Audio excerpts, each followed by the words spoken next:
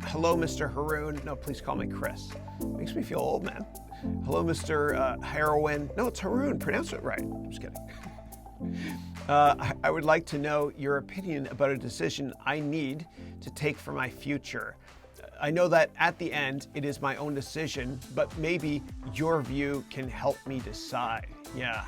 Okay, so I love that question. I want to help you all understand what to do in your life when you're given a very, very difficult decision. You know, a lot of us, will decide on what to do in life based on our gut, meaning qualitative criteria. I want to show you how to quantify how to make the right decision in life.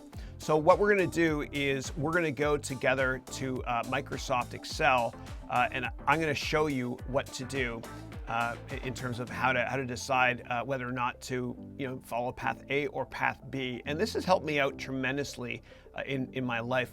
Hold on, let me see if we're still recording. We are, good.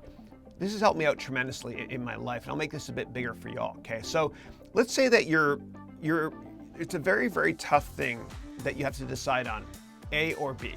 Okay, so I'm going to call this option A. Option A. And then option B, okay? And you're not sure if you do it, you should do it. And we're gonna have different sets of criteria, okay? So what I'm gonna do is, I'm gonna pretend that your option A is, take a job on Wall Street, job Wall Street.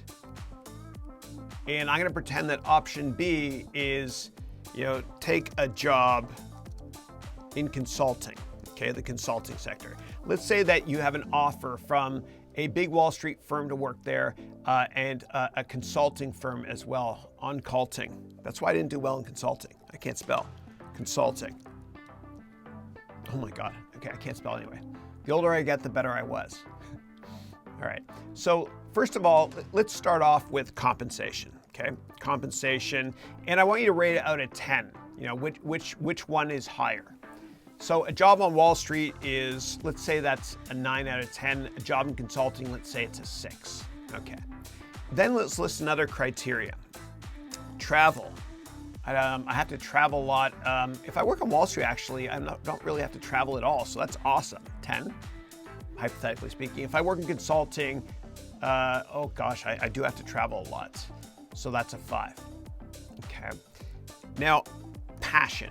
What do you enjoy more? Well, I want to work on Wall Street, hypothetically speaking, because I want to make a lot of money, but I don't really like the business. So I'm going to say 2. And then consulting, you can say, well, I kind of like these intellectual exercises of working on a client site at McKinsey or the Boston Consulting Group or Accenture. Sorry, I've used that joke before. I used to work at Accenture. Great company. Don't sue me, Accenture. So let's say that you're more passionate about that, so that's an 8. Okay.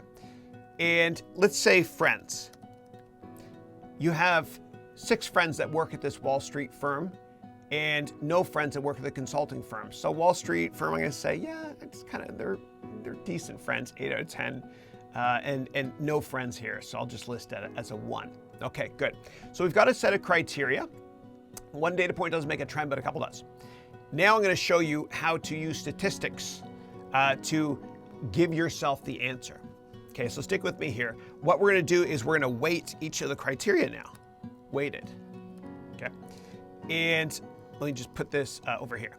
So what's the weighting? And we're gonna weight this out of 1, okay? So 1 is 100%, and then 0 is 0%, 0.5 is 50%.